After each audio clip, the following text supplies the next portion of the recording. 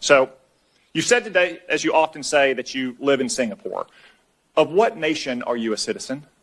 Singapore. Are you a citizen of any other nation?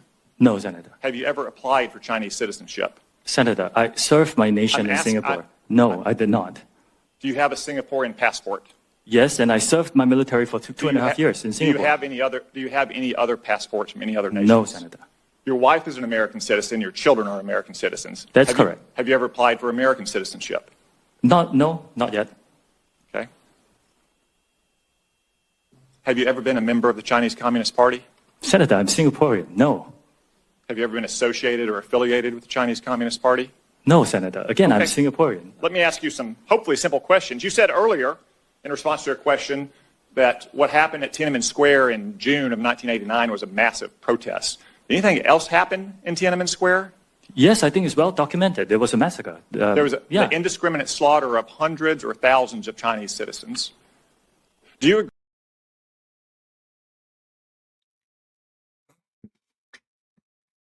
That's Tom Cotton. You may remember that from the hearing with the TikTok CEO. Clearly, who's convinced he was Chinese. Is he not sure where Singapore is? That it's an independent nation and they have their own military, and I don't know. But here's the thing. Why am I showing you an old clip of Tom Cotton? Because I'm getting ready to interview his opponent for the U.S. Senate race this next cycle, and I had a really freaking hard time finding a clip of Tom Cotton talking about Arkansas, which is the state he allegedly represents. But no, I can find him talk. Oh my God, I talked to bombing Iran, China, the communist.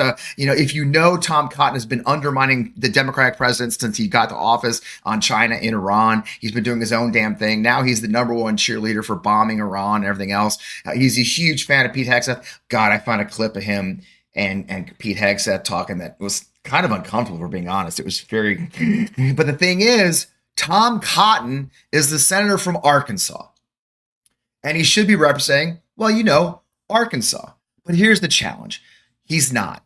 And he's representing a state that's not getting ahead. 45th in education, 47th in poverty. And that's gotten worse since Tom Cotton entered office. But by God, he is all over TikTok. And who owns him? Because the Chinese communist. Again and again, what we see from Tom Cotton is he's much more interested in being a Secretary of State or the Defense Secretary than he is being the senator from Arkansas. Well, here's the thing. This year he's got some competition. And I was really, really excited. So sometimes we get candidates on in the hot seat. And I am Fred Wellman, host of In the Hot Seat, right here on the MeidasTouch Network. I get candidates that maybe you haven't heard of, right? I'll get folks who I try to really find folks who maybe are running in tough races in places you've never been to, or maybe hadn't heard about their opponent. That's not the case today. For the last month or so, I've been getting sent Hallie Shoffner's kickoff video probably once or twice a week. People saying, hey, Fred, you've got to interview Hallie Shoffner. So luckily, intern Satchel made that happen. And I'm thrilled to welcome her to the show. So this is In the Hot Seat with FP Wellman. I am Fred Wellman, host of On Democracy right here on the MeidasTouch Network. You know us well. Also, all the other shows. But this is In the Hot Seat with Hallie Shoffner. Let's bring her on. Hallie, man, welcome to the MeidasTouch Network. It's great to meet you finally. Hey, thanks, Fred. I appreciate it. I think I've seen your kickoff video a dozen times. We're going to show at the end. I think intern Satchel's got keyed up to show at the end. You came out strong. You've been running. How long have you been in the race now? So I know you said you feel like it's been a month. It's actually only been a week. It's been a week. A week? My butt. Yeah. That's not true. Wow, that's fantastic. Congratulations. That says a lot, doesn't it? It probably feels like it, doesn't it? So, wow, congratulations and welcome. It's a big deal. You are a farmer originally. You're a small business owner. You're a daughter of Arkansas. Why are you running for U.S. Senate? Well, like you said, I'm a farmer. I'm a 6th-generation farmer from Arkansas, and I grew up on the farm, farming alongside both of my parents. Really typical farm kid. I rode horses. I had a herd of pet goats. I was heavily involved in 4-H. But I came back to run the farm. So I've been running our family farm of soybeans and rice for about the past 9 years until this year we closed. And we joined hundreds of other Arkansas farmers who had to make this decision. And it wasn't because, we didn't work hard or do everything right. It's because the economic system in this country, in Arkansas, is rigged against us. And that's not a story that's unique to farmers in Arkansas.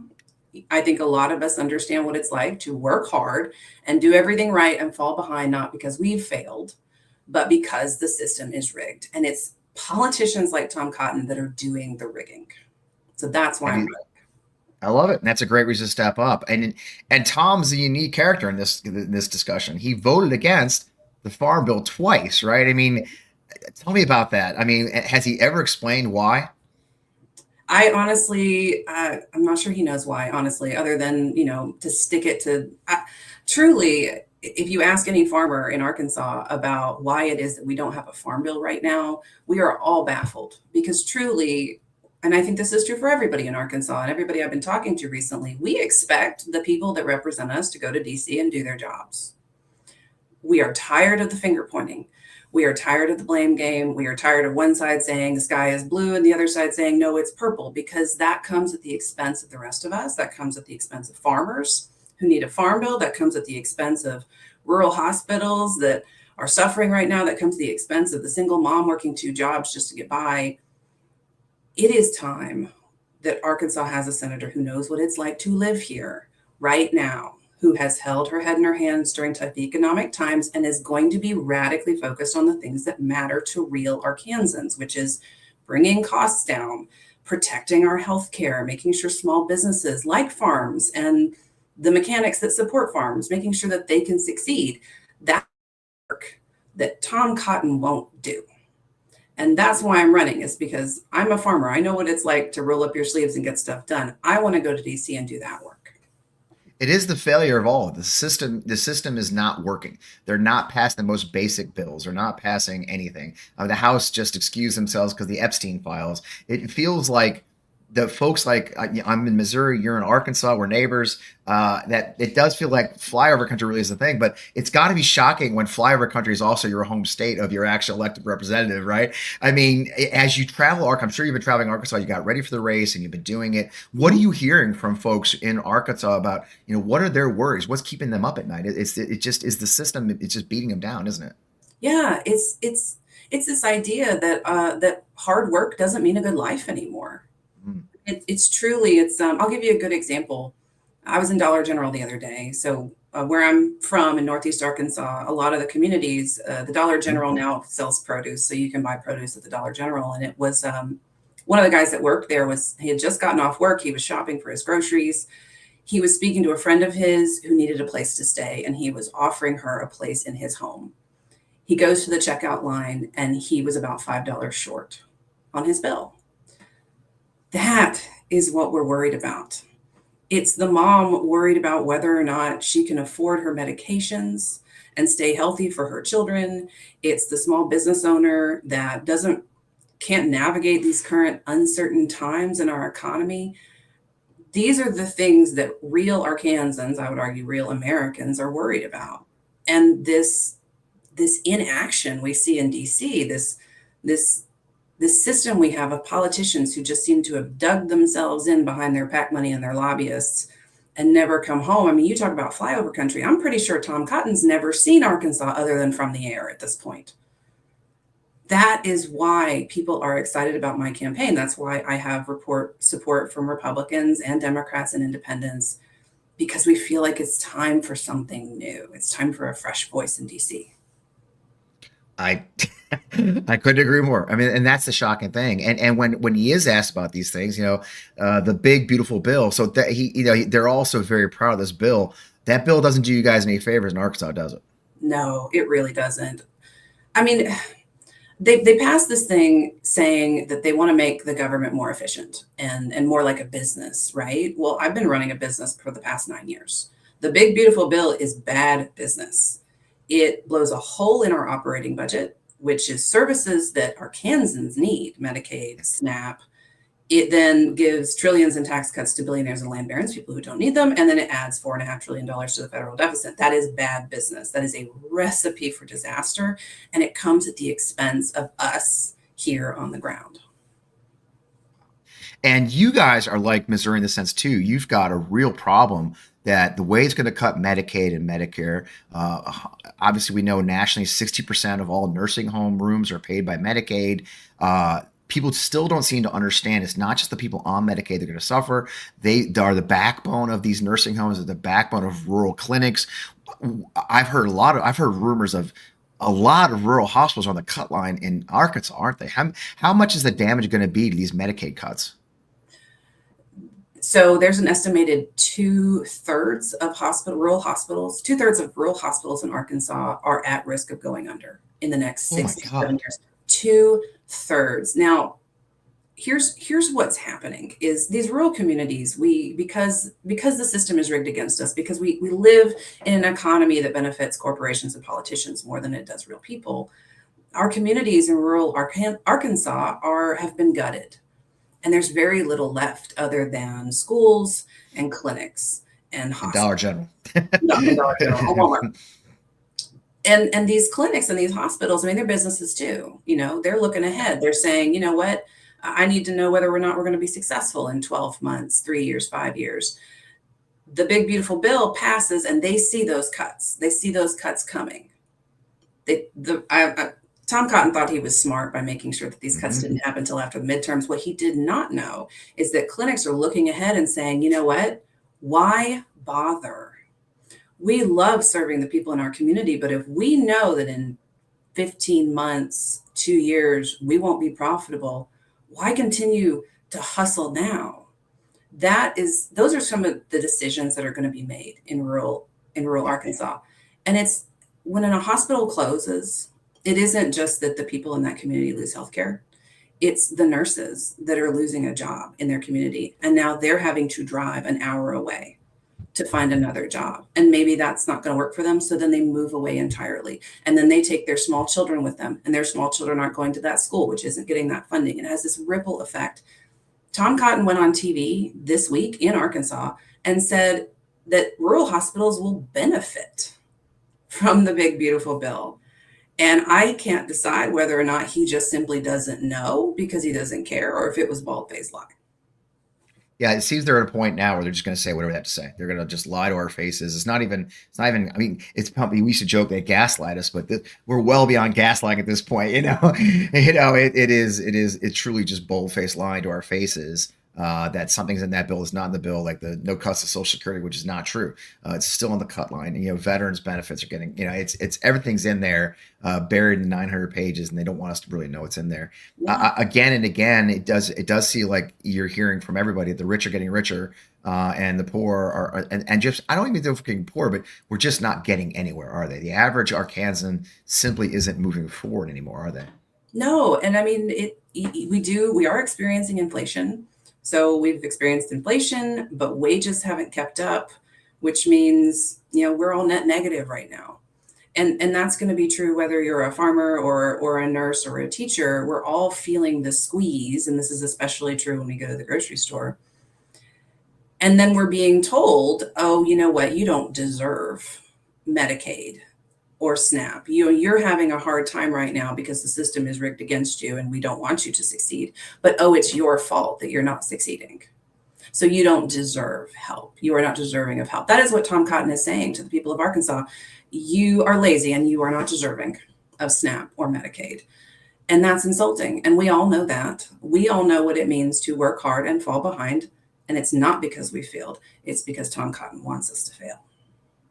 That's a great way to say, you know what? I was going to save it for later, but hey, Satchel, let's go ahead and show this amazing kickoff ad you put out, Hallie. I think it frames this conversation so perfectly. Satchel, let's run our ad, then we'll say goodbye. I grew up here, on this farm, in these fields. Started working them when I was 10 years old, and spent nearly a decade doing everything I could to keep this farm running. There's no place that means more to me. I'm Hallie Shoffner, a 6th-generation Arkansas farmer and small business owner. But this year, I had to shut our farm down. Because like hundreds of other Arkansas farmers, no matter how hard we worked or what crops we planted, it wasn't enough. This year has been so hard for Arkansas farmers. Farmers have little to no hope of breaking even this year. And while we were fighting to keep our farms afloat, Tom Cotton was fighting against us, voting against the farm bill, twice. Maybe he'd know how much we need it if he stopped to listen to real Arkansans. But he hasn't. Instead of holding town halls to hear from us, he hosts fancy dinners for the people who are funding his political career, while voting for trillions in tax cuts for billionaires and land barons that are driving up prices while we struggle just to get by. It's a system rigged against Arkansans by both Republicans and Democrats, and I've had enough of it. We need a senator who knows what it's like to bet the future on a field, who will fight to protect our health care and bring costs down so we can afford gas, groceries, and the mortgage, who will actually be here in Arkansas. That's not Tom Cotton, but it is me, and that's why I'm running for the U.S. Senate, because there's nothing I'd rather do than farm. But if I can't farm, I'm gonna fight for our farms, for Arkansas, and for you.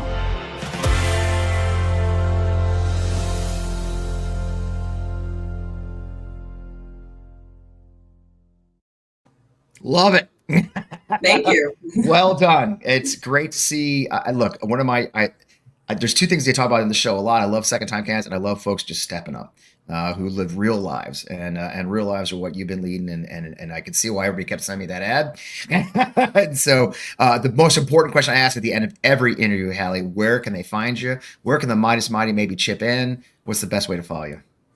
Well, my website is shoffnerforarkansas.com. That's SHOFFNER, which is up on the screen. I see it now. Or you can, Hallie Shoffner is all my handles. I'm on TikTok, Instagram, Facebook, all the socials, Blue Sky, X, Twitter, whatever it is now. We're all there. Yeah. And I, obviously every little bit helps. You know, Tom Cotton is he's an institution and not a great one. He is the establishment, and he's got a lot of resources. And we're really proud that this is a grassroots campaign. So every little bit helps now. Well, we love it, Hallie. I love seeing it. Congratulations on your run. It's a brave thing to do. I always tell candidates, running for office is a scary thing, and it's a scary. People don't think people realize how much you put yourself out there. So thanks for stepping up for the folks in Arkansas, and thanks for joining us here at the MeidasTouch. We'll see you again soon. Stay in touch. Thanks, Fred. Good talking to you. Bye. Man, another great conversation here on In the Hot Seat with FP Wellman. I tell you, I love these conversations as much as I love the regular show talking to folks. Hallie is a remarkable candidate. She's a brave person to step up. We'll be keeping an eye on her campaign and many more. If you love this, we got a lot more coming. I think we've done about 6 or 7 of these. Just look them up. They're on the MeidasTouch Network. In the Hot Seat with FP Wellman. You can find a lot of great conversations. We got a lot more coming. We've got candidates reaching out to us. If you are a candidate, send us a note. We'd love to talk to you about what you're doing and how we're fighting back. The midterms are coming up. These guys feel like they've got it down, and we got to show them that folks are stepping up to fight them. I'm Fred Wellman, host of On Demand FP Wellman, right here on the MeidasTouch Network every Saturday or Friday night at 7 p.m. I don't know what day it is. Every Friday night at 7 p.m. right here on the MeidasTouch Network on Demand FP Wellman. Of course, follow us on Substack, fpwellman.substack.com. We will see you again soon. Folks, keep up the fight.